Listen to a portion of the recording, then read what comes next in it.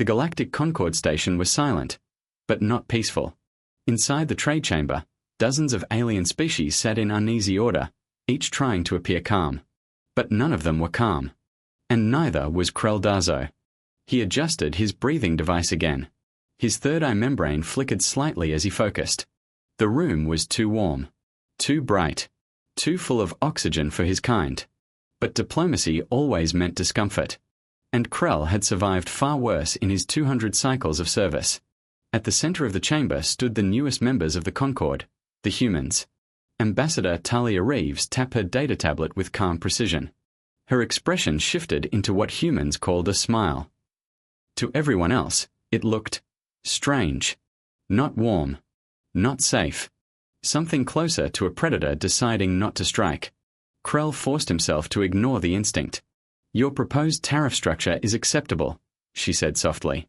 Her voice was calm. Too calm. The Mercantile Guild representative, Zulvax, responded quickly. "We are pleased. Your technological exchange has been extremely valuable." Too valuable, Krell thought. The humans had arrived only 3 orbital cycles ago, and already they had given away quantum stabilizer breakthroughs at almost no cost. It didn't make sense. Nothing about them did. Krell sensors picked up subtle shifts across the room. Every species felt it. A shared instinct. Something is wrong. But no one could prove it. Ambassador Reeves continued speaking. "We believe trust comes before profit. Earth is honored to join your community." Her words were polite. Her eyes were unreadable. As signatures were exchanged across the holographic table, Krell's instincts tightened. He had read the classified reports. Earth was not a normal world. It was classified as a Class 12 death world. Constant disasters. Extreme weather. Predators everywhere. A planet designed to kill anything weak. And yet, humans had not just survived there. They had become the dominant species.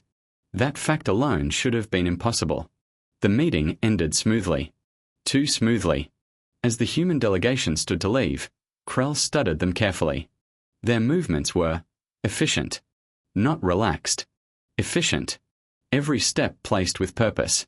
Every glance scanning exits. Every pause calculated. Even their casual posture looked trained. They walked like people who expected danger, even in peace. And maybe especially in peace. "Until next time," Ambassador Reeves said with a slight nod. Then they left. The chamber relaxed, but Krell did not. Because now he understood something the others had not yet accepted. The humans were not showing their true nature. They were showing what they wanted others to see. And beneath that calm mask, something far older was waiting. Something that had survived a death world. And learned how to smile. Krell could not stop thinking about them. Even after the meeting ended, even after the chamber returned to normal diplomatic noise, the human stayed in his mind like a warning that refused to fade. So he went back to the records. 8 cycles earlier. First contact. The first official report came from Scout Commander Mera Vasoon. Her message had been flagged as requires verification almost immediately. Not because it was wrong, but because it was impossible. "We have confirmed the species is naturally evolved." That alone made senior analysts pause. Naturally evolved intelligent life was rare. But what came next was worse. Their home world is classified as a Class 12 death world. The classification system auto-locked. Nothing beyond Class 9 was supposed to exist. But the scans repeated. Confirmed. Reconfirmed. Then verified again. Earth was worse than anything the Concord had ever recorded. Krell read the environmental breakdown slowly.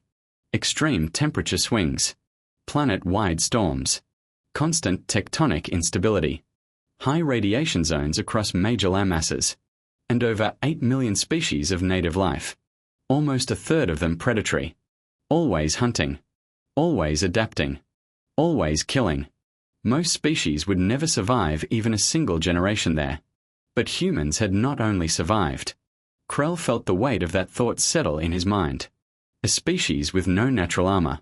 No venom. No claws designed for killing. No instinctive biological defense systems. And yet, they ruled the planet. The report continued. Their survival defies statistical probability. That line was repeated in multiple analyses. Defies probability. Defies logic. Defies expectation. One theory suggested hidden biological advantages. Another suggested unknown external intervention. A few even proposed ancient off-world origin. But none of it held up. Because the truth became clear during observation. Humans had no secret advantage. They had something worse. They had endurance. And adaptability. And something the report struggled to name. Resilience that didn't break under pressure. It bent, then came back stronger. The first official contact changed everything. Human leaders approached calmly, smiling, offering greetings, repeating phrases taken from their own entertainment broadcasts. "We come in peace." As if they already understood how first impressions shaped fear.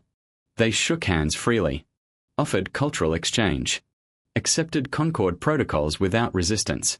They adapted too easily, too quickly. That was what disturbed the committee most. Most newly discovered species resisted integration. Humans embraced it, almost too willingly. The evaluation summary tried to remain neutral. Species shows high cooperation potential. Aggression appears controlled. But Krell now understood that sentence differently. Controlled did not mean absent.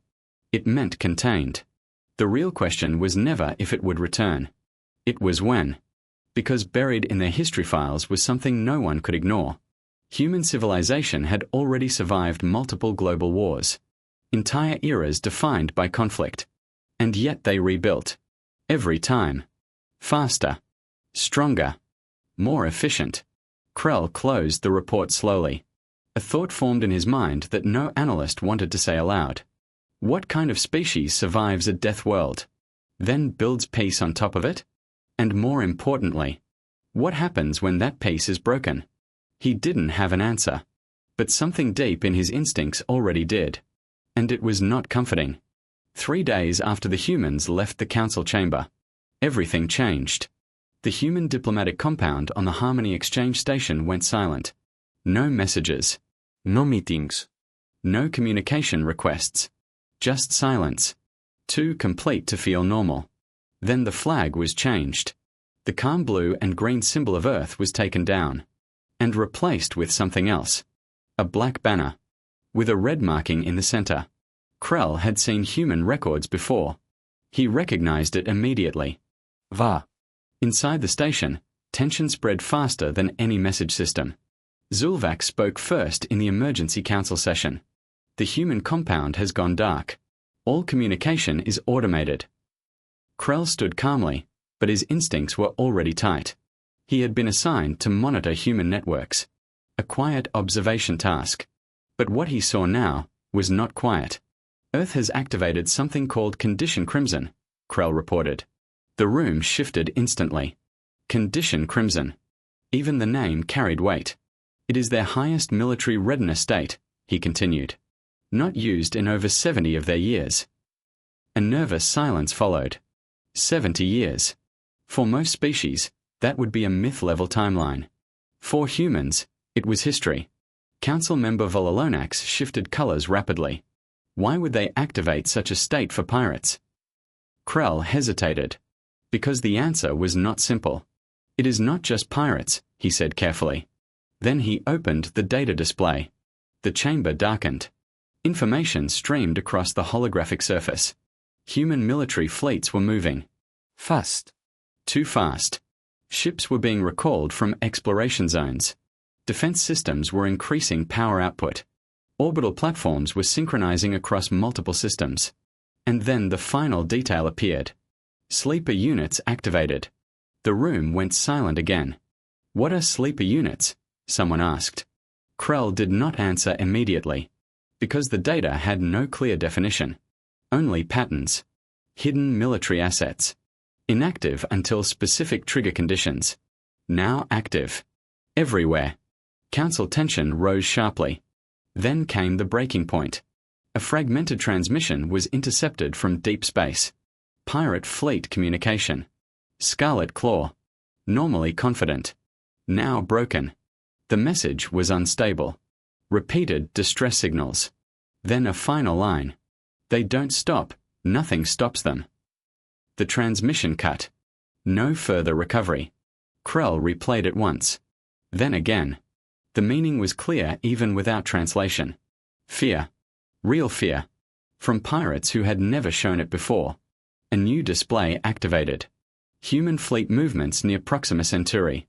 The image was unclear at first. Interference blocked most signals.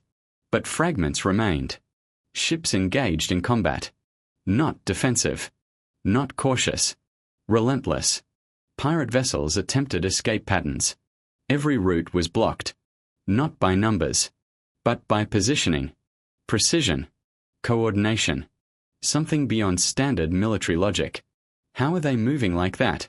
A council officer asked. Krell studied the data carefully. They are not reacting, he said quietly. They are predicting. Another fragment appeared. A damaged pirate transmission. Final recorded words. They keep coming. Even when they're hit, they don't stop. Silence fell over the chamber again. Because that was the part no one expected. Not advanced weapons. Not superior ships. But persistence. Unbroken persistence. The kind that did not retreat. The kind that did not hesitate. The kind that only existed in species that had never had the option to stop. Krell felt something shift in his understanding. The humans were not escalating because they were angry. They were escalating because stopping was not in their nature once a threshold was crossed. And something had crossed that threshold. New Haven. 12,000 dead. And now, the galaxy was about to learn what that meant. The Arcturus system was never supposed to become a battlefield. It was a forgotten edge of Concord space. A place where pirates hid. A place where laws became optional. And a place where governments preferred not to look too closely. That was exactly why the Scarlet Claw had chosen it. 4 years, they had operated without real consequence. Until now. Krell stood aboard the Concord observation vessel Distant Witness, watching the system unfold in real time. The human fleet had already arrived. Before anyone else. That alone was unsettling. How many ships? Captain Lorax asked. Krell checked the tactical feed. Toxic atmosphere. Heavy gravity. Defensive cannons covering every approach. A place most species would never attempt to invade. But the humans did not hesitate. A transmission opened. Clear. Direct. A human female voice filled every channel. Calm. Controlled. Attention Scarlet Claw Forces. This is Commander Elena Blackwood of Earth Special Forces. You are responsible for crimes against civilians of Earth. A pause. You will surrender. Release all captives. Stand down immediately. Silence followed. Then the pirates responded the only way they knew how. They fired. Energy blasts lit up the surface sky. The human ships did not move away. They held position. Shields absorbed the impact. No retaliation. Not yet. A Concord observer leaned forward. They are testing weapon output, he said. Krell did not answer. He was watching something else. The timing. The coordination. The patience. Minutes passed. Then exactly 5 minutes later, the human fleet moved. Not chaotically. Not emotionally. In perfect structure. Like a system that already knew the outcome. Pirate ships tried to reposition. It was too late. Human vessels cut off every escape vector in seconds. Not by chasing. By anticipating. They behind us. A pirate distress signal screamed. They weren't there before. The Concord bridge fell silent. Because that was impossible. Unless you were not reacting at all. Unless you were already where the enemy would be. Pirate formation collapsed. One by one. Still, some tried to retreat toward the mining facility. They believed the fortress would protect them. They were wrong. Small human drop pods launched. Dozens of them. Burning through the atmosphere. Straight down. Fast. Too fast. Those are impact trajectories, someone said in disbelief. They're going to crash directly into the surface. Krell studied the readings. Then spoke quietly. No. They are landing by force. The pods hit the atmosphere defense grid. Some were destroyed. Most were not. They kept coming anyway. Through fire. Through debris. Through impact shockwaves. Until they reached the surface. And then they opened. Humans came out. Real humans. Not machines. Not drones. Armored. Fast. Moving with impossible speed under extreme gravity. The facility erupted into chaos. Pirates expected slow resistance. Heavy weapons. Mechanical advances. Instead, they met something else entirely. Soldiers who moved like instinct had replaced hesitation. A corridor lit up with gunfire. Then went silent. Another section followed. Then another. The humans did not rush. They advanced. Step by step. Clearing every room. No wasted movement. No panique. Just purpose. Krell watched one soldier take a direct hit. The armor cracked. The human stumbled. Then kept moving. Another lost an arm's function. Still fought. Still advanced. Still did not stop. They are sustaining damage, Lorax whispered. Yes, Krell said quietly. And continuing anyway. A phrase began repeating across intercepted channels. Short. Simple. Remember New Haven. Again. And again. Not as strategy. As motivation. The pirates began to break. Not from weapons. From pressure. From inevitability. From the realization that nothing they did was slowing the advance. Within 2 hours, the fortress fell. The last pirate transmission was desperate. We surrender, please. It cut off. The facility exploded internally moments later. Lorax froze. Did they execute surrendering prisoners? Krell checked the data carefully. No. He paused. The explosion was internal. Silence returned. Because the implication was worse. The pirates had chosen death over capture. And that meant the humans had done something worse than destruction. They had removed hope of escape. Commander Blackwood's voice returned across open channels. Calm again. Evacuation of civilians is underway. To all observers, we are aware of your presence. A pause. Human justice will be applied to human victims. The message ended. No threats. No emotion. Just certainty. Krell leaned back slowly. The Concorde had expected a diplomatic species. A cooperative newcomer. Instead, they had discovered something else entirely. A species that could turn peace on and off like a switch. And once it turned off, it did not come back quickly. 2 weeks after Arcturus, the galaxy was different. Not visibly at first. No borders changed overnight. No treaties collapsed. But something deeper had shifted. Fear had learned a new shape. Then they waited. Ambassador Talia Reeves greeted him with the same calm expression as before. That same human smile. Still unsettling. But now, understandable. Welcome back, Krell, she said softly. We appreciate your assistance during the Arcturus incident. Krell accepted the offered drink carefully. A warm human beverage called coffee. Previously, he would have analyzed it for toxins. Now he simply accepted it. Because he understood something simple. If humans intended harm, they did not hide it behind diplomacy. He studied her carefully. Scarlet Claw has dissolved, he said. 6 other factions disbanded voluntarily after your operation. Reeves nodded lightly. A predictable outcome. That answer disturbed him more than violence had. Predictable. To her, it had been expected. Not surprising. Not exceptional. Expected. Krell finally spoke the question that had been forming since Arcturus. Ambassador, why did you not begin as conquerors? Reeves looked at him for a long moment. Then sat down. Not as a diplomat. But as something more honest. A person.